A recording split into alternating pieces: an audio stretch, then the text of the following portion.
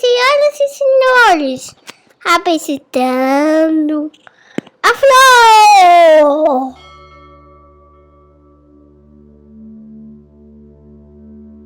Eu amo o mundo. Eu detesto o mundo. Eu creio em Deus.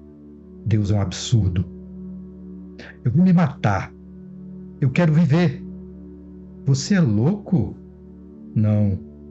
Sou poeta. Esse é Mário Quintana, numa poesia chamada Simultaneidade. Eu sou Júlio Pompeu e este aqui é o episódio número 31 do Filô.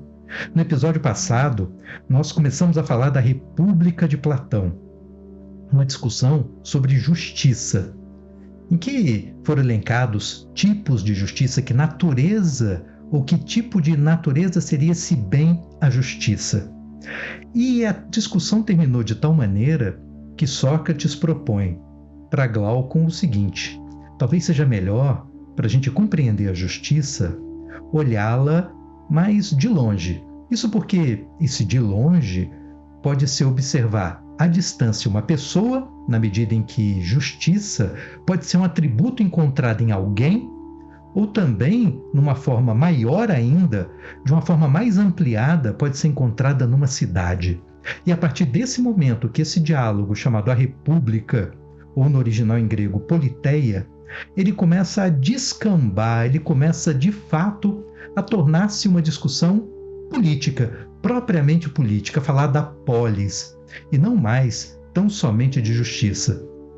E olha como ele começa. Vamos tentar fazer o seguinte: vamos, com a nossa imaginação, criar uma cidade.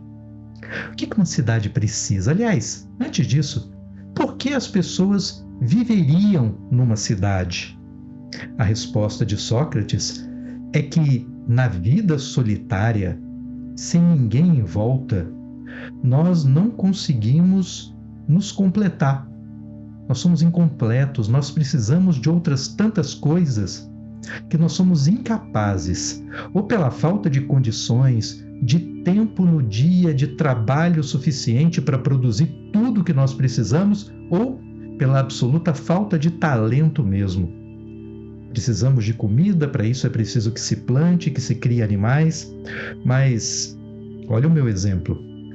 Enquanto tem gente que tem dedo verde, o meu dedo é amarelo, meu dedo é daquele que toca na planta, ela murcha.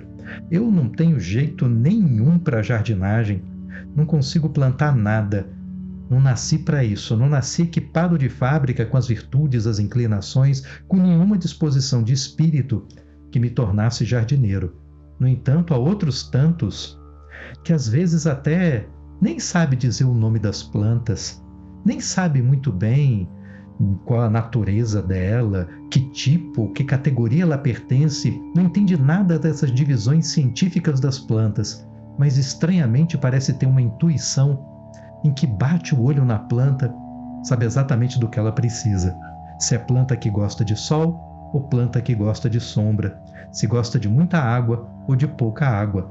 Esse já nasceu inclinado à natureza para produzir alimentos a partir de plantas. Outros, então, são assim com os animais. Todos nós temos algum talento e, ao mesmo tempo, nos faltam outros tantos talentos para que nós tenhamos tudo que uma vida boa precisaria ter. E é por isso que as pessoas vivem em cidade.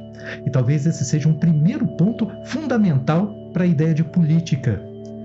Todos nós somos muito diferentes uns dos outros, naquilo que nós pensamos, naquilo que nós sentimos. Tão diferentes que é até difícil imaginar como a convivência é possível. Às vezes é tão difícil conviver com gente tão diferente, mas ao mesmo tempo, a convivência é efeito de uma necessidade, não de uma vontade, não de um desejo de estar junto com ninguém. O desejo de estar junto com alguém só pode vir, como de todo desejo, da falta de alguém, da necessidade mesmo de ter alguém por perto, pelo fato de que há em nós, por princípio, uma incompletude. Precisamos uns dos outros, e por isso a cidade é efeito de uma espécie de condenação, de nós estarmos condenados à convivência apesar de sermos tão diferentes uns dos outros.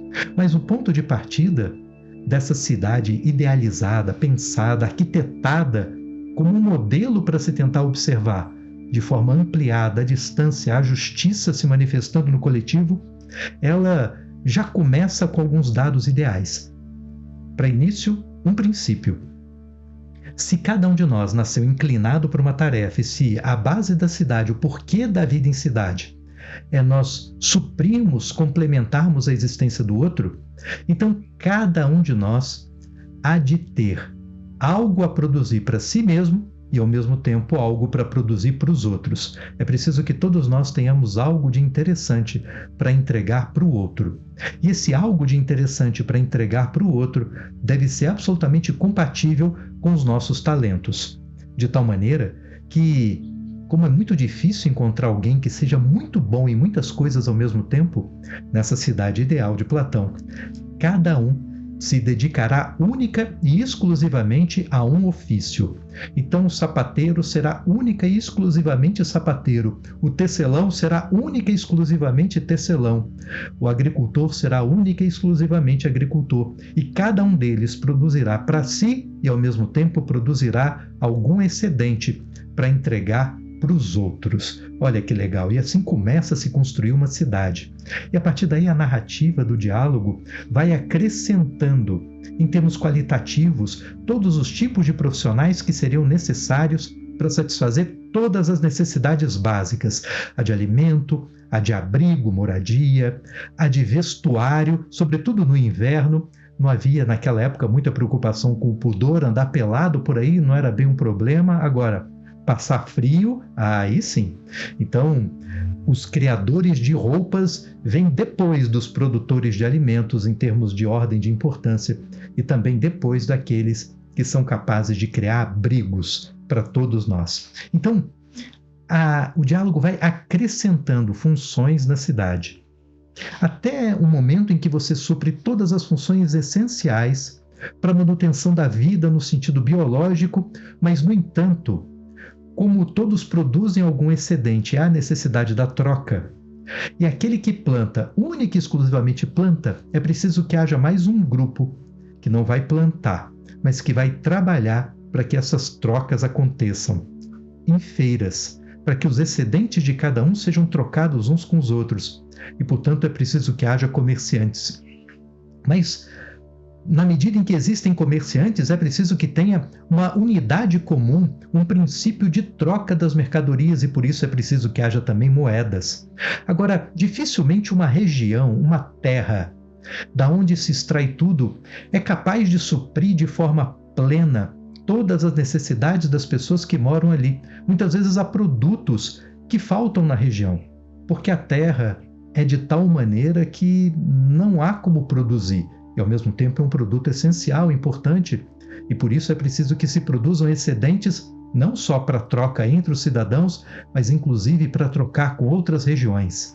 E a partir daí é preciso que haja exploradores, é preciso que haja viajantes que levem os produtos para outros cantos, e marinheiros, navegadores, na medida em que seja necessário romper as distâncias marítimas para que se consiga fazer essas trocas num grande comércio internacional.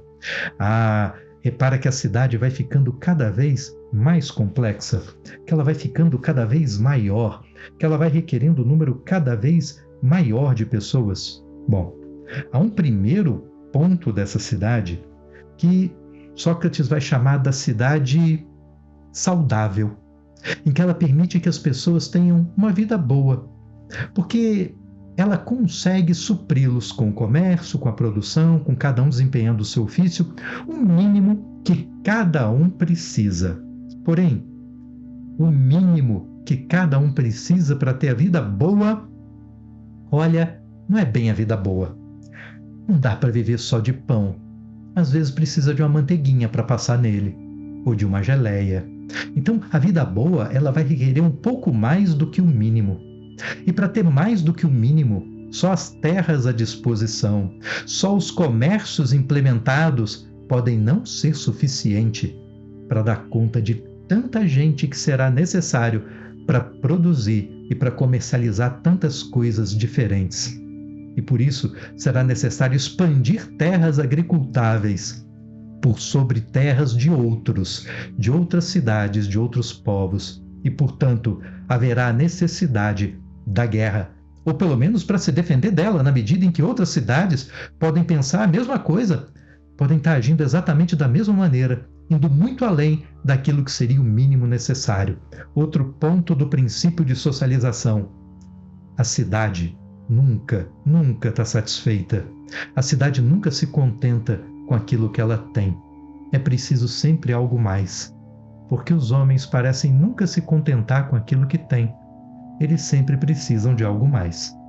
E aí vai surgir uma nova classe dentro da cidade, uma classe de guerreiros. Sim, de guerreiros. Antes, o Sócrates já tinha falado de um novo tipo de cidadão que não é bem aquele que tem a habilidade para produzir nada, é só fortão. O que ele tem para entregar para os outros em excesso, em excedente, é força física. E a cidade sempre precisa de alguém para carregar caixas pesadas. A cidade sempre precisa de alguém para levantar do chão e arrastar pelo solo coisas pesadas, coisas difíceis, pessoas altas para colocar coisas em lugares altos, enfim, a força física. Alguns desses homens de força física, eles podem compor essa categoria de soldados. E como princípio instituído desde o começo do diálogo é que nessa cidade ideal cada um faz única e exclusivamente uma tarefa, aqueles que forem soldados, aqueles que forem os guardiões da cidade, os guerreiros, não farão outra coisa que não a dedicação à guerra, à proteção, à segurança. E aí o diálogo começa a ficar muito interessante, porque o que, afinal de contas, precisaria um guerreiro para ser guerreiro? E olha, a gente vive num momento em que, eu não sei, mas há um espírito de belicosidade, um espírito violento entre as pessoas, em que você vê nas redes sociais com gente cancelando uns aos outros, numa espécie de sede por linchamentos, e na dificuldade de se linchar pessoas na rua, lincha-se pessoas nas redes. É um ato violento. Eu vejo em adesivos, camisetas, o quanto as pessoas enaltecem guerreiros, soldados, cruzados, misturando com discursos religiosos, quanta gente buscando arma para comprar. É muita gente querendo ser guerreira. E aí cabe uma pergunta para quem pensa assim, para quem se vê como um soldado antigo-moderno. O que precisa ter um soldado para ser um bom soldado? Sim, é preciso ser fortão, é preciso ter uma compleição física, é preciso ter um corpo que seja preparado para desempenhar umas funções típicas da guerra, com todas as necessidades, todos os rigores, tudo aquilo que uma guerra impõe de sofrimento e de esforço aos corpos humanos. Porém, mais do que isso, Sócrates, ele se preocupa com a disposição de espírito. Porque, afinal de contas, nessa cidade, é preciso que as pessoas sejam preparadas para serem guerreiros. Não basta pegar qualquer um fortão que ande por aí e colocá-lo para defender a cidade. É preciso que ele tenha uma certa identidade com as pessoas da cidade. É preciso que, de fato, ele tenha vínculos com aquela terra e com a gente da cidade, ao ponto de arriscar a própria vida pelas pessoas da cidade e pela terra da cidade. E, portanto, o ideal é que as pessoas sejam preparadas desde a infância para serem soldados. E, portanto, é preciso de uma educação. Uma educação não só que lhes permita ter corpos saudáveis, corpos fortes, mas também uma educação que lhes prepare o espírito para serem bons guerreiros. E que espírito seria esse? Nas traduções da República, a palavra-chave para a virtude do guerreiro é brio, ser brioso, ter orgulho de si mesmo. E Sócrates começa fazendo a comparação com os animais. Olha, existem animais que são briosos, orgulhosos, altivos de si mesmo, e por isso eles são capazes de feitos extraordinários. Eles se lançam aos perigos com bravura. Bravura. Mas brio é uma palavra de origem celta. A palavra grega que Aristóteles usa é timoides. timoides, que vem de timos, que significa alma, ou espírito, ou coração. É alma num sentido que é um misto de afetividade e disposição de espírito. Não é a alma como energia etérea. É a alma no sentido de aquilo que realmente te anima e marca o teu caráter, que define os teus sentimentos. E, portanto, é preciso que o guerreiro não seja alguém vazio, seja alguém espiritualmente cheio, alguém que seja um timoides, alguém pleno de alma, pleno de espírito, pleno de coração. É preciso que seja alguém apaixonado por aquilo que faz. É preciso que seja alguém emotivo nas coisas que faz. O que parece muito diferente da figura que nós aprendemos a cultivar do guerreiro, que é alguém frio, é alguém que só obedece, é alguém que sequer pensa. Aquele que realiza o grito de guerra de Frederico II da Prússia, que nos combates gritava a seus soldados: não pensai, não pensai. É preciso não pensar, porque há outro que pensa por ele, o general. E o soldado ideal, o soldado burro, que não escolhe, que não toma posição, que não delibera. Esse é o sentido. Muita gente que tenta meio que militarizar o ambiente de trabalho, falando em rígida hierarquia e disciplina, acaba reproduzindo esse modelo em que as pessoas são desqualificadas para pensarem por si mesmas. E por que eu estou botando tanto destaque nisso? Porque quando Sócrates está falando do guerreiro, não é desse guerreiro burro, é de um guerreiro com uma alma plena, uma alma cheia. E por isso é preciso que ele tenha também uma alma de filósofo.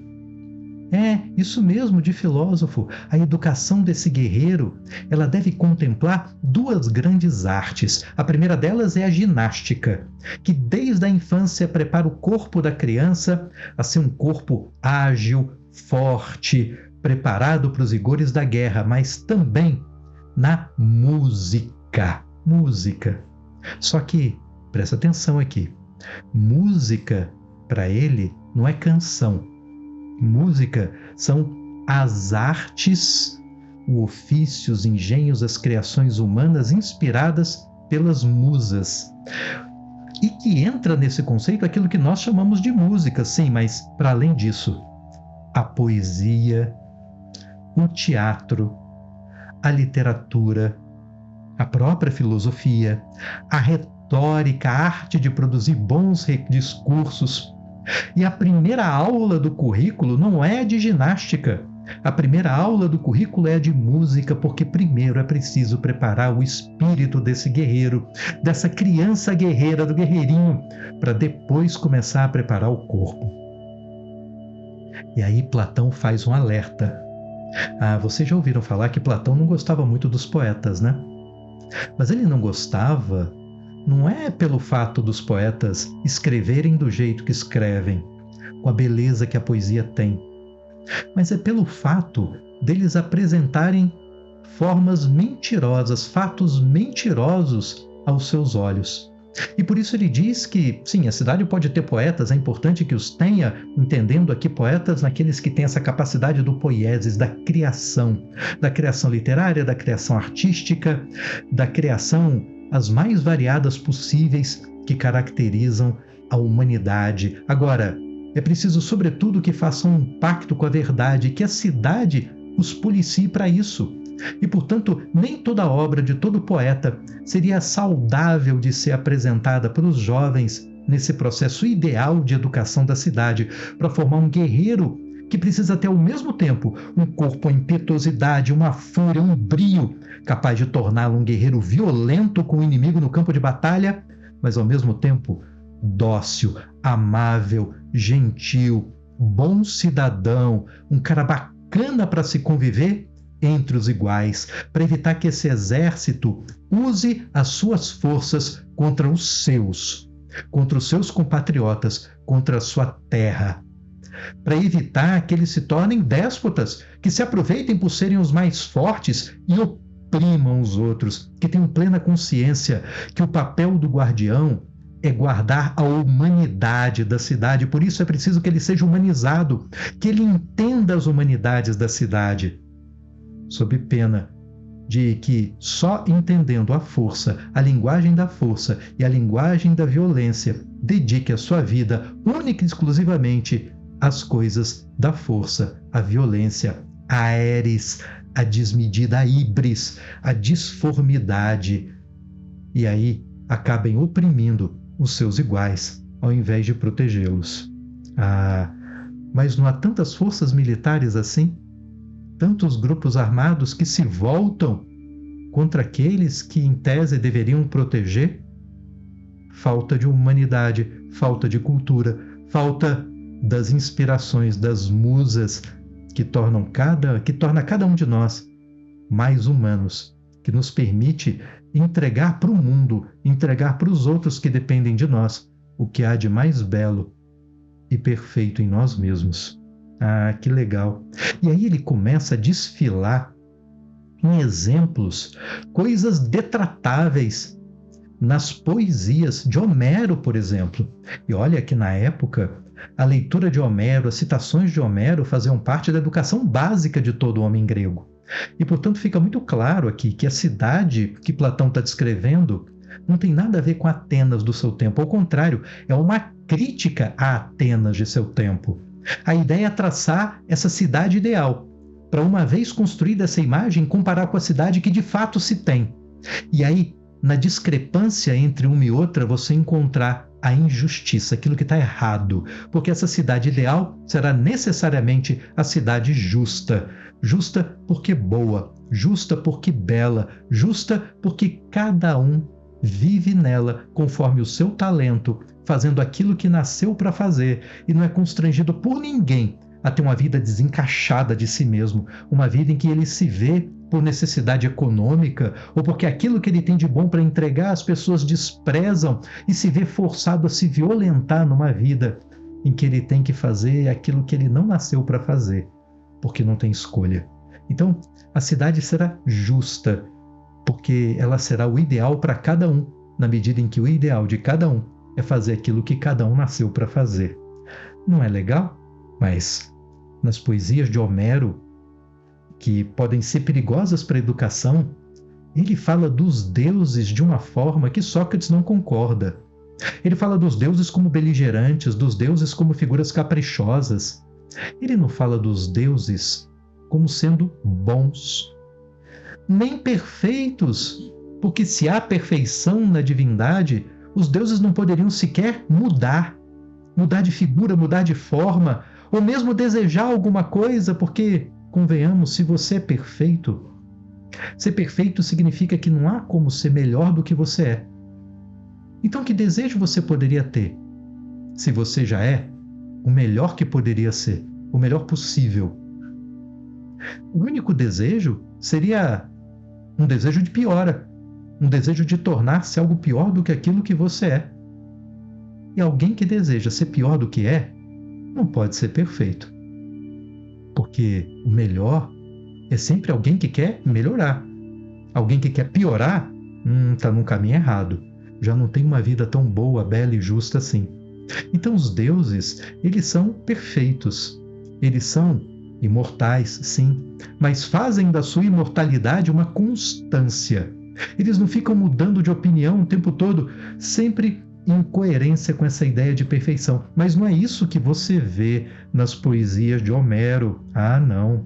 Fala de deuses insatisfeitos, inconstantes, belicosos. E Platão diz, imagina se você usa isso como parte da música, como parte da inspiração das musas, no caso de musas que inspiraram o poeta Homero a falar da vida dos deuses, e mostra para essas crianças, futuros soldados, histórias de traição, de pessoas que traem pai e mãe, de um Uranos que violenta a esposa, Gaia, e de um filho que, para defender a mãe, castra o pai num ato violento.